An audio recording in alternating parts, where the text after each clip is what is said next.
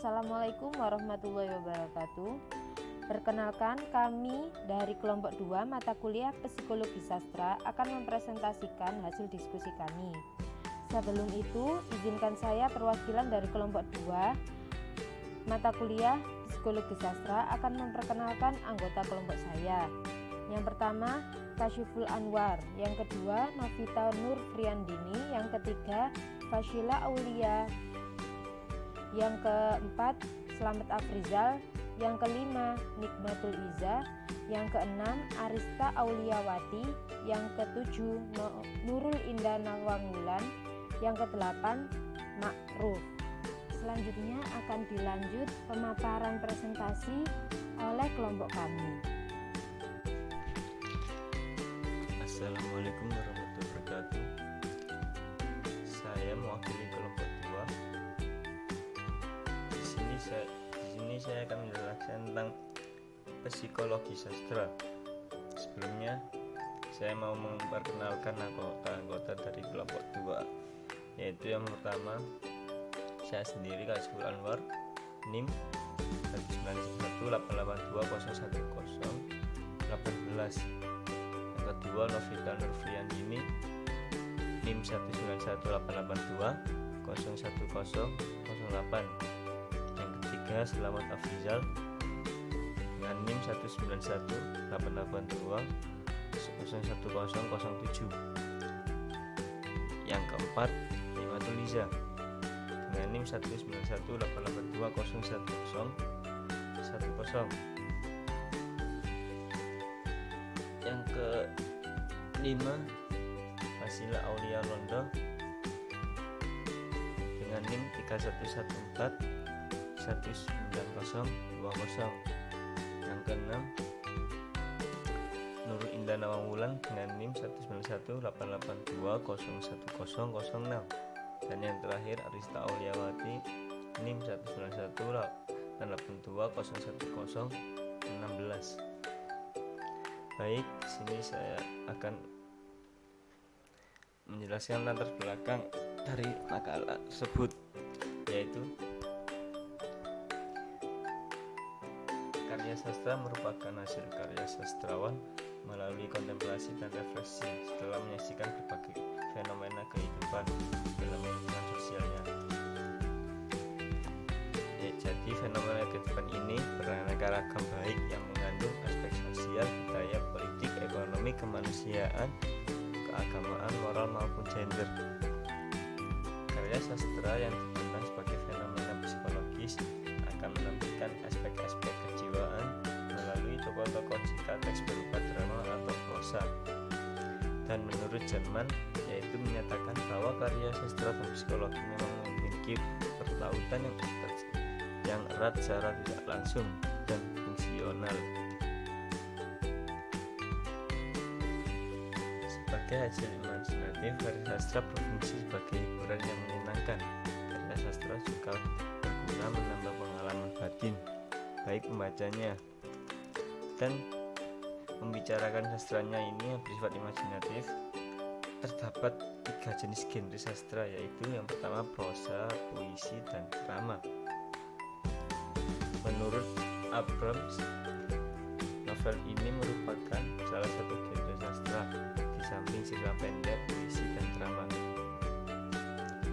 Novel yaitu cerita atau rekaan, disebut juga teks naratif atau wawancara naratif. Pemilihan novel surat buat Temis karya Mira Wanda sebagai objek penelitian dilandasi oleh beberapa alasan, yaitu dari segi ekspresi maupun kekayaan manusia. Yang artinya novel ini terdapat 2 kriteria, yaitu relevansi nilai-nilai eksistensi manusia yang terdeskripsikan melalui jalan seni, melalui imajinasi dan rekaan. Yang keseluruhannya memiliki kesatuan yang utuh. Dan yang kedua, daya ungkap, keluasan, dan daya bukau yang disaksikan lewat bentuk serta penataan unsur-unsur kebahasaan dan struktur verbalnya.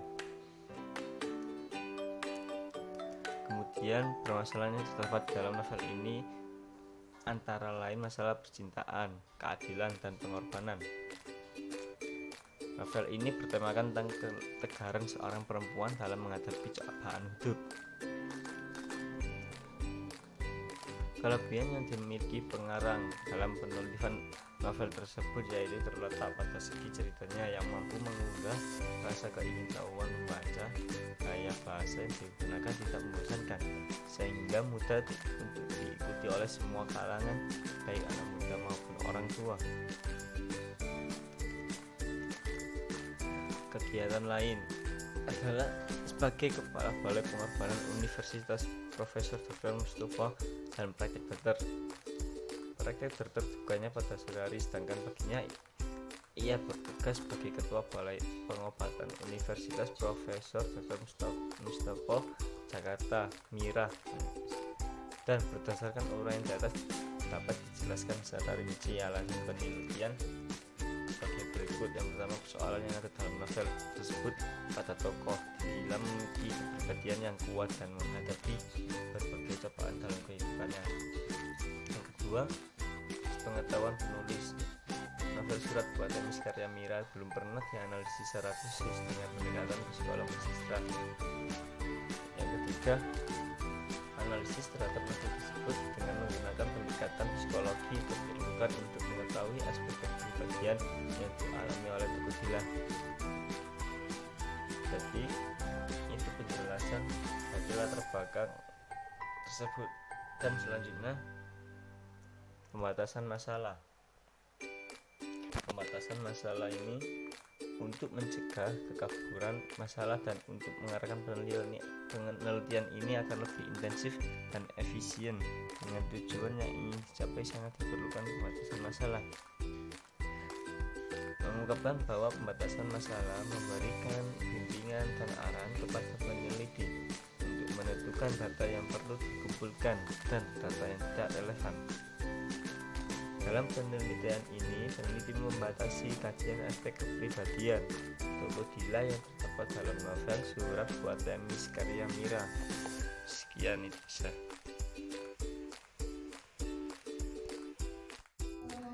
Baik, di sini saya Novita Nurfiandini akan menjelaskan tentang landasan teori pada novel beserta unsur-unsurnya.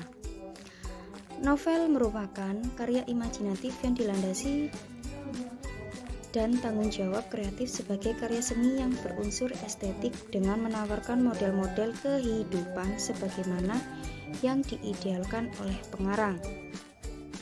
Jadi, novel itu sebuah buku cerita tertulis yang menceritakan kehidupan sehari-hari di mana penulis menggunakan penghayatan serta pikiran yang mendalam dan mengikuti arus cerita sehingga cerita novel benar-benar hidup dan menarik bagi pembaca. Nah, di sini novel ini mempunyai beberapa unsur. Yang pertama, fakta cerita. Fakta cerita yaitu alur tokoh dan latar yang bisa diistilahkan fakta cerita ini sering disebut sebagai struktur faktual atau tahapan faktual. Jadi, di dalam sebuah buku cerita atau fakta cerita, novel ada peran tokoh yang menjiwai karakter dan pikiran seperti kejadian yang sesungguhnya, dan novel ini seperti hidup dalam nyata. Yang kedua, tema. Tema adalah makna sebuah cerita yang khusus menerangkan sebagian besar unsurnya dengan cara yang sederhana. Jadi, tema itu sebelum kita membuat novel perlu kita menentukan tema terlebih dahulu sehingga pembuatan novel mempunyai imajinasi atau pemikiran yang luas. Yang ketiga, sarana cerita. Sarana cerita adalah metode pengarang untuk memilih dan menyusun detail atau bagian-bagian cerita agar tercapai pola yang bermakna. Jadi, sarana cerita ini seseorang pengarang sebelum membuat novel harus mempunyai sarana cerita agar pembuatannya tertuju dalam alur cerita dan memiliki pola yang menjiwai. Selanjutnya di sini saya akan menjelaskan tentang teori strukturalisme. Strukturalisme adalah sebuah doktrin atau metode yang dengan suatu tahap abstraksi tertentu menganggap objek studinya bukan. Selanjutnya saya akan membahas tentang teori psikologi sastra. Psikologi adalah salah satu cabang ilmu pengetahuan yang objek studinya adalah manusia. Karena pendekatan psiki atau psycho mengandung pengertian jiwa. Dengan demikian, psikologi mengandung makna ilmu pengetahuan tentang jiwa. Menurut Bimo Walgito dalam Fanani tahun 2000 halaman 177. Artinya, sastra psikologi mempunyai hubungan fungsional yang sama berguna untuk mempelajari keadaan kejiwaan orang lain. Perbedaannya, gejala dan diri manusia dalam sastra adalah imajiner, sedangkan dalam psikologi adalah manusia-manusia real atau nyata. Keduanya bisa saling melengkapi dan mengisi untuk memperoleh pemaknaan yang mendalam terhadap kejiwaan manusia. Psikologi ditafsirkan sebagai lingkup gerak jiwa, konflik batin tokoh-tokoh dalam sebuah karya sastra secara tuntas. Dengan demikian, pengetahuan psikologi dapat dijadikan sebagai alat bantu dalam menelusuri sebuah karya sastra secara tuntas. Menurut Walek dan Waren dalam Fanani tahun 2000 halaman 90. Nah, psikologi sastra adalah kajian sastra yang memandang karya sastra sebagai aktivitas kejiwaan menurut Endaswara tahun 2003 halaman 96. Artinya, psikologi sastra mengenal karya sastra sebagai pantulan kejiwaan. Pengarang akan menangkap gejala kejiwaan itu kemudian diolah ke dalam teks dan dilengkapi dengan kejiwaannya. Nah, proyeksi pengalaman sendiri dan pengalaman hidup di sekitar pengarang akan terproyeksi secara imajiner ke dalam teks karya sastra. Nah, karya sastra yang dihasilkan oleh pengarang mengandung aspek-aspek kejiwaan yang sangat dominan. Menurut Endaswara tahun 2003 halaman 96, pengarang akan menggunakan cipta, rasa, dan karya dalam berkarya seperti menampilkan aspek-aspek kejiwaan melalui tokoh-tokoh. Psikologi sastra mempelajari fenomena kejiwaan tertentu yang dialami oleh tokoh dalam karya sastra ketika merespon dan atau bersaksi terhadap diri dan lingkungannya. Dengan demikian, gejala kejiwaan dapat tertangkap lewat tokoh dalam sebuah karya sastra. Menurut Ratna tahun 2007 halaman 342 sampai 344, tujuan psikologi sastra adalah memahami aspek-aspek kejiwaan tokoh yang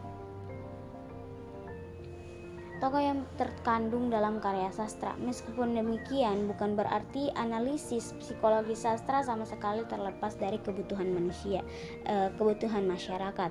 Sesuai dengan hakikatnya, karya sastra memberikan pemahaman terhadap masyarakat secara tidak langsung melalui pemahaman terhadap tokoh-tokohnya. Misalnya, masyarakat dapat memahami perubahan dan penyimpangan yang terjadi dalam masyarakat, khususnya dalam kaitan ini dengan psikologi. Ada 3 cara untuk memahami hubungan antara psikologi dengan sastra. Yang pertama itu memahami unsur-unsur kejiwaan pengarang sebagai penulis. Yang kedua, memahami unsur-unsur kejiwaan pembaca. Dan yang terakhir itu memahami unsur-unsur kejiwaan tokoh-tokoh fiksional dalam karya sastra.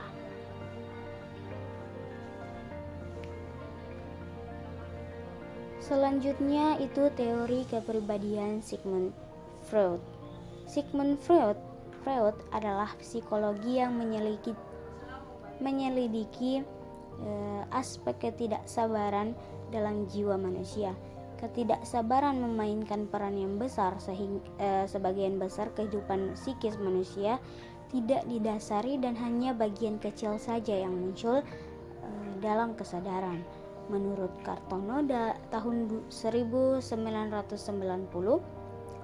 halaman 128.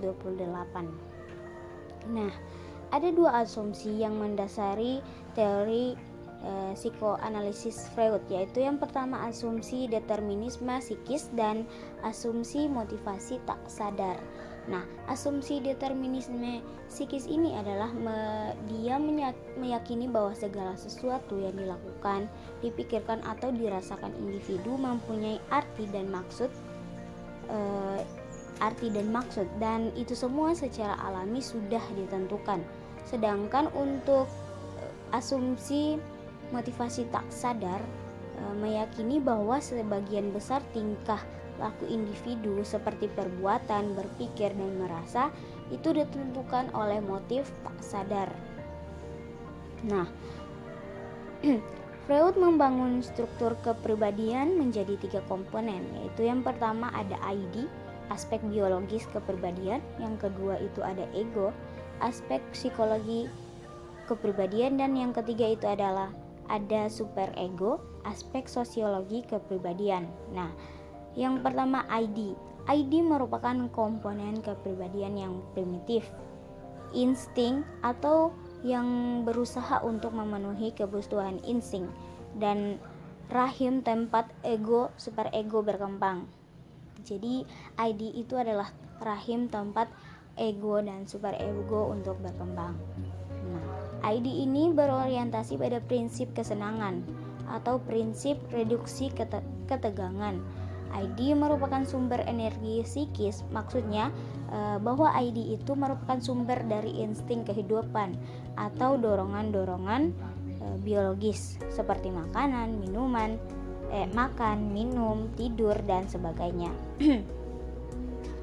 Dan insting kematian atau insting agresif yang menggerakkan tingkah laku. Prinsip kesenangan merujuk pada pencapaian kepuasan yang segera dari dorongan-dorongan biologis tersebut. Nah, ID juga merupakan proses primer yang bersifat primitif, tidak rasional, dan orientasinya bersifat fantasi. Yang kedua itu tadi ego. Ego merupakan eksekutif atau manajer dari kepribadian yang membuat keputusan tentang insting-insting mana yang akan dipuaskan dan bagaimana caranya, atau sebagai sistem kepribadian yang terorganisasi rasional dan berorientasi pada realitas. Peran utama ego adalah sebagai mediator perantara atau yang menjembatani ID dengan kondisi lingkungan atau dunia luar yang diharapkan. Nah, ego juga bertujuan untuk mencegah terjadinya tegangan sampai ditemukan suatu objek yang cocok untuk pemuasan kebutuhan atau dorongan ID. Menurut Freud dalam Yusuf LN tahun 2007 halaman 36. Nah, seperti halnya ID, ego pun mempunyai keinginan untuk memaksimalkan pencapaian kepuasan. Hanya dalam prosesnya, ego berdasarkan kepada secondary process thinking. Proses sekunder adalah berpikir realistik yang bersifat rasional, realistik, dan berorientasi pada pemecahan masalah. Nah, dalam proses sekunder ini termasuk pula fungsi-fungsi persepsi, belajar, memori. Ego merumuskan suatu rencana untuk memuaskan kebutuhan atau dorongan dan kemudian menguji rencana itu.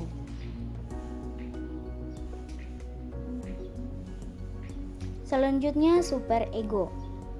Superego merupakan komponen moral kepribadian yang terkait dengan standar atau norma masyarakat mengenai baik dan buruk, benar dan salah. Melalui pengalaman hidup,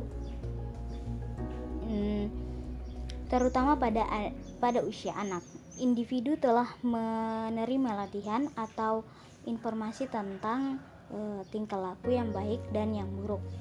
Nah, individu menginternalisasi berbagai norma sosial atau prinsip-prinsip moral tertentu, kemudian menuntut individu yang bersangkutan untuk hidup sesuai dengan norma tersebut. Superego mempunyai fungsi untuk Yang pertama itu merintangi dorongan-dorongan ID, terutama dengan dorongan seksual dan agresif, karena dalam perwujudannya sangat dikutuk oleh manusia. Yang kedua itu mendorong ego untuk menggantikan tujuan-tujuan realistik dengan tujuan-tujuan moralistik. Dan terakhir, fungsi dari superego itu mengejar kesempurnaan.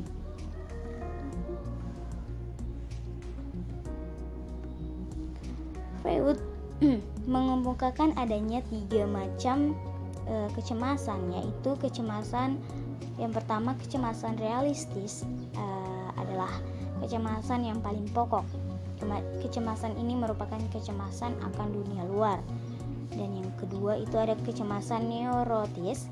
Kecemasan neurotis adalah kecemasan kalau insting tidak dapat dikendalikan dan menyebabkan orang berbuat sesuatu yang dapat dihukum.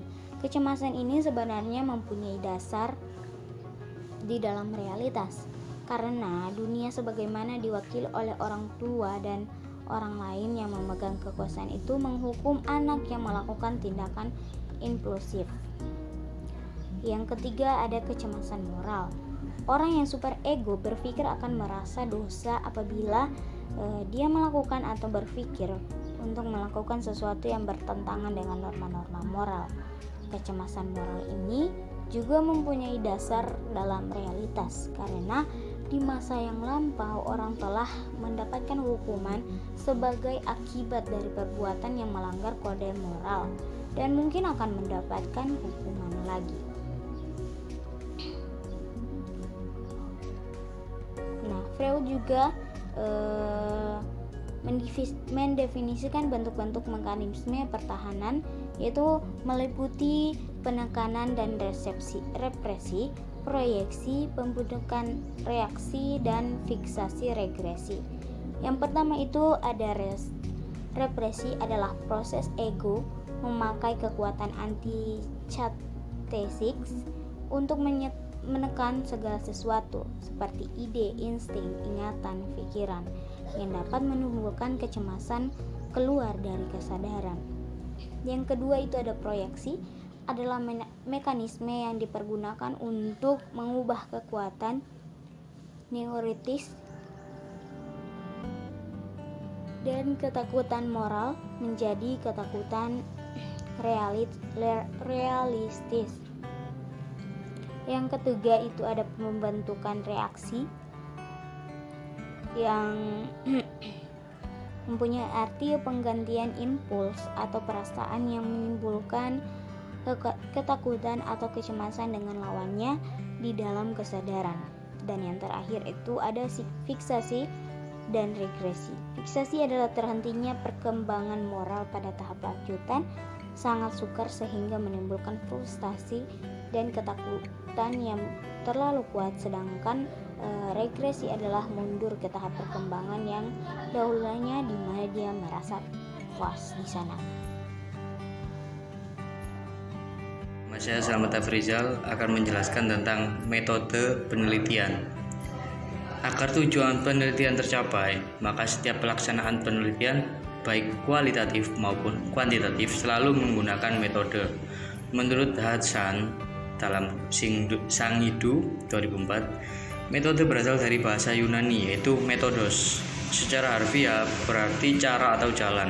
Selanjutnya menurut Purwadarmita dalam Sangidu mengatakan metode adalah cara yang telah teratur dan terpikir baik-baik untuk mencapai suatu maksud. Berikut dipaparkan hal yang berkaitan dengan metode penelitian. Mungkin akan dijelaskan oleh rekan saya. Terima kasih. Oke, terima kasih pada Mas Selamat. Di sini perkenalkan, nama saya Ma'ruf. Di sini saya akan menjelaskan tentang hal-hal yang berkaitan dengan metode penelitian. Yang pertama yaitu adalah jenis dan strategi. Untuk jenis dan strategi ini dalam penelitian ini menggunakan jenis penelitian deskriptif dan kualitatif. Menurut Aminuddin 1990, metode deskriptif dan kualitatif artinya menganalisis dan hasil analisis berbentuk deskriptif, tidak berupa angka-angka atau konvensi tentang antara variabel. Dalam analisis deskriptif kualitatif, hal-hal yang dianalisis dengan menguraikan data berupa kata-kata, kalimat, paragraf, dan gambar. Strategi dalam penelitian ini studi terpanjang dan studi kasus. Menurut Sutomo 2006 menjelaskan bahwa penelitian terpanjang digunakan karena masalah dan tujuan penelitian telah ditetapkan oleh peneliti. Studi kasus digunakan karena strategi ini difokuskan pada kasus tertentu. Dalam penelitian ini mengungkapkan data-data yang berupa wacana yang menyangkut aspek fisiologi dalam novel Surat Buat Themis karya Wirawe yang berkaitan dengan objek penelitian, yakni aspek kepribadian tokoh Dila. Tujuan dalam penelitian ini adalah mendeskripsikan unsur-unsur dalam novel Surat Buat Themis dan mendeskripsikan aspek kepribadian tokoh Dila dalam novel tersebut. Yang selanjutnya yaitu objek penelitian. Untuk objek penelitian dalam penelitian ini adalah aspek kepribadian tokoh Dila yang terdapat dalam novel Surat Buat Themis karya Wirawe yang ditetapkan atau yang diterbitkan maksudnya oleh PT Gramedia Pustaka Utama pada bulan Mei 2010. Selanjutnya akan dijelaskan oleh teman saya. Selanjutnya yaitu data dan sumber data. Data dalam penelitian ini yaitu data kualitatif. Data kualitatif berupa kata-kata, gambar, dan bukan angka-angka. Data dalam penelitian ini adalah data yang berwujud wacana yang mengangkut aspek psikologi yang terdapat dalam novel Surat Buat Themis karya Wirawe yang berkaitan dengan objek penelitian, yakni aspek kepribadian tokoh Dila. Selanjutnya yaitu ada sumber data. Sumber data yang digunakan dalam penelitian ini terdiri atas sumber data primer dan sumber data sekunder. Yang pertama, sumber data primer. Sumber data primer merupakan sumber data utama. Dalam penelitian ini, sumber data primer yaitu novel Surat Buat Themis karya Wirawe terbitan PT Gramedia Pustaka pada bulan Mei 2010 setebal 250 halaman. Yang kedua yaitu sumber data sekunder. Sumber data sekunder merupakan sumber data kedua. Sumber data sekunder pada penelitian ini yaitu buku-buku acuan hasil penelitian yang berhubungan dengan permasalahan yang menjadi objek penelitian. Data sekunder pada penelitian ini yaitu berupa artikel dari internet dan data-data sumber buku acuan. Selanjutnya yaitu teknik pengumpulan data. Pengumpulan data dalam penelitian ini menggunakan teknik pustaka, simak, dan catat. Teknik pustaka adalah teknik pengambilan data dari berbagai sumber tertulis beserta konteks lingual yang mendukung analisis data. Penyimakan secara cermat dan teliti terhadap data utama yakni novel Surat Buat Themis dimaksudkan agar peneliti mengetahui betul data penelitian yang benar-benar diperlukan untuk menjawab permasalahan penelitian. Validitas data. Validitas data atau kebahasaan data dalam penelitian ini dilakukan dengan cara mengumpulkan data dengan berbagai teknik yang benar-benar sesuai dan tepat untuk menggali data yang diperlukan dalam penelitian. Penelitian ini menggunakan teknik triangulasi. Triangulasi merupakan teknik yang didasari pola pikir fenomenologi yang bersifat multiperspektif, artinya untuk menarik simpulan yang mantap diperlukan tidak hanya satu cara pandang. Ada 4 macam teknik triangulasi, yaitu yang pertama, triangulasi data. Mengarahkan peneliti agar di dalam mengumpulkan data wajib, ia wajib menggunakan beragam sumber data yang berbeda-beda.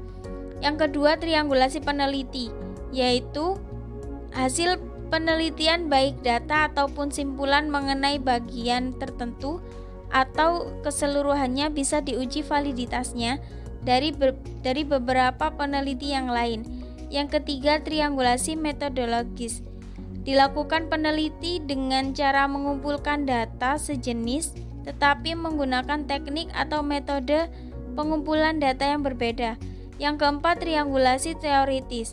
Dilakukan peneliti dengan menggunakan perspektif lebih dari satu teori dalam membahas permasalahan yang dikaji. Teknik analisis data. Analisis data merupakan faktor yang penting dalam menentukan kualitas dari hasil penelitian. Penelitian ini menggunakan pendekatan kualitatif, maka data yang telah dikumpulkan dianalisis secara kualitatif pula. Analisis yang digunakan dalam penelitian ini menggunakan metode pembacaan, model heuristik, dan hermeneutik. Sekian dari kelompok saya. Terima kasih. Wassalamualaikum warahmatullahi wabarakatuh.